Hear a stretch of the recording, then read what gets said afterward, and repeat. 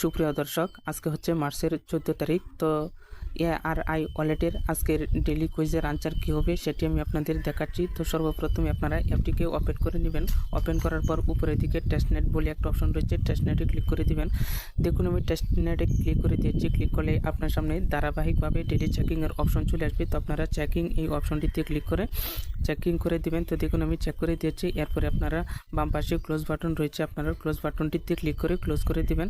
দেখুন আমি ক্লোজ করে দিয়েছি। এরপরে প্রতিদিনের কুইজ আনসার যেভাবে বের করেন ঠিক সেই রকমভাবে আপনারা ডান পাশে 3 ডট মেনু বারটিতে ক্লিক করবেন। তো দেখুন আমি 3 ডট মেনু বারটিতে ক্লিক করছি। এরপরে নিচের দিকে চলে আসবেন। আসার পরে দেখুন টুডে কুইজ বলে একটা অপশন রয়েছে, টুডে কুইজ এই অপশনটিতে ক্লিক করে দিবেন।